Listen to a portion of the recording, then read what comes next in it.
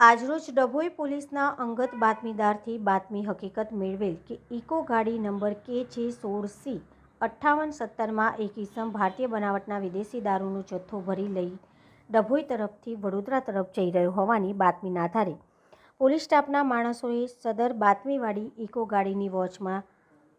રહેવા PI KJ Jhala એડી સ્ટાફને સૂચન કરતા પોલીસ સ્ટાફના માણસો બે પંચોના માણસો સાથે સદર ગાડીની વોચમાં મુજે ડભોઈ તાલુકાના થુવાવી પાસે વોચમાં રહી ઉપરોક્ત બાતમી હકીકતવાળી ઇકો ગાડી ડભોઈ તરફ રોડ તરફ આવતા તેના ચાલકને ઊભો રાખી પોલીસ સ્ટાફના માણસો તેને પકડી અને સદર ગાડીના ભારતીય બનાવટના વિદેશી દારૂના પ્લાસ્ટિકના ક્વાર્ટર મળીને કુલ નંગ 240, કુલ કિંમત 32,400 તથા ગાડીની આશરે કિંમત 5 લાખ મળીને કુલ 5,32,400નો ગેરકાયદેસરનો મુદ્દામાલ સાથે હેરાફેરી કરી રેડ દરમિયાન ખુમાનસિંહ પૂનાભાઈ રાઠવા છોટાઉદેપુર જિલ્લા ગામ